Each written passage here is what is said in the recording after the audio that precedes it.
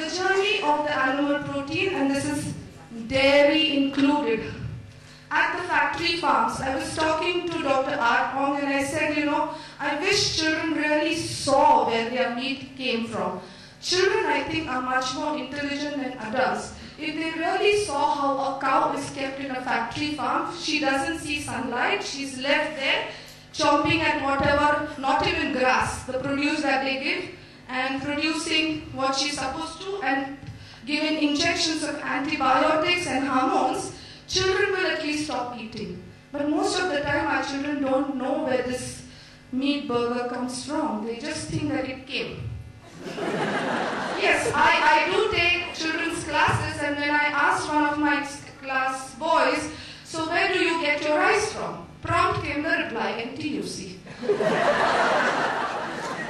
Milk, where does it come from? From the carton. They have lost the connect, unlike Dr.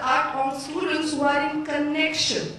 I used to run clinics for tribals where I have actually gone and done the transplantation. It is fun. It teaches you when you touch the soil.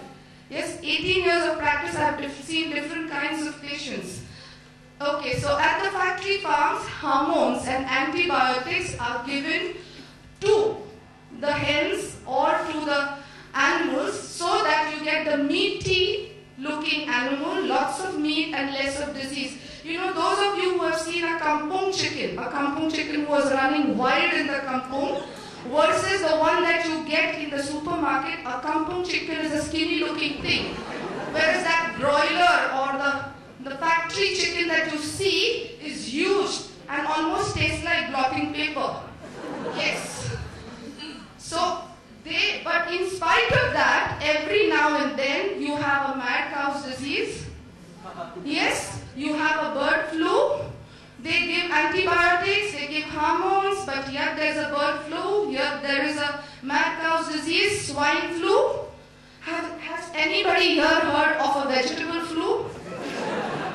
Vegetables, yeah, because after one of my talks, people came and told me that, vegetables also have pesticides. I agree. We all can't go organic because organic movement is this small.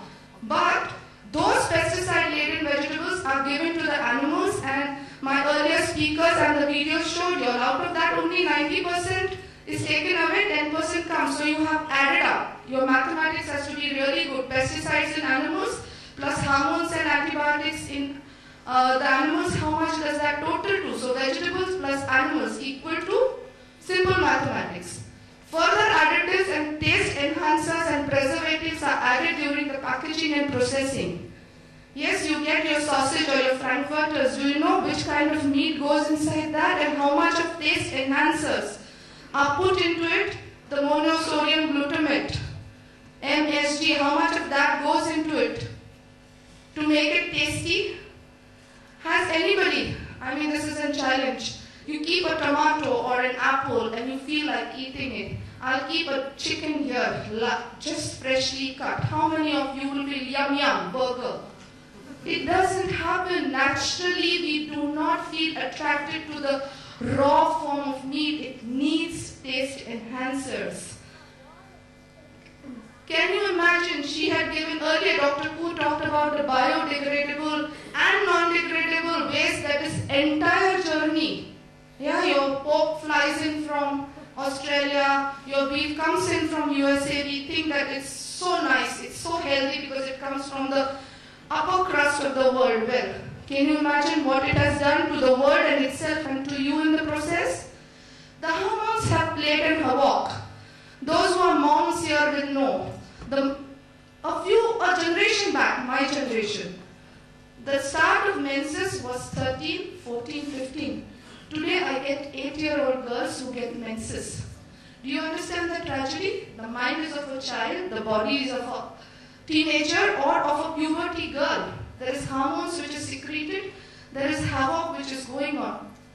So these hormones that you add in the animals are obviously going to come into you. You're going to have early menses and severe PMS. How many men here see the wife or the girlfriend suddenly becoming a beast few days before her? She suddenly starts losing temper or starts crying for nothing or no rhyme or reason. That is known as premenstrual syndrome. Yeah, you suddenly feel that what's wrong with me, the world, nobody cares for me. Suddenly. Well, that is again a hormonal change, and that is thanks to the hormones that we feed our animals which come into us.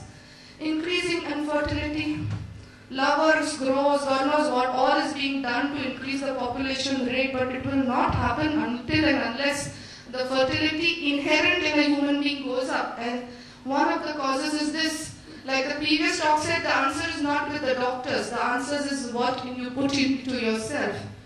To some extent, ovarian and breast cancers, believe me, there's a huge body of research on this. China traditionally did not have milk in its diet, and breast cancer rates were low. From the time China has adopted the Western way of living and eating, breast cancer rates have gone up. And this is not my study, it is Professor Campbell's Cancer Studies. Those of you who are interested, there's a lovely book called China Study. Go through it, it gives you enough evidence.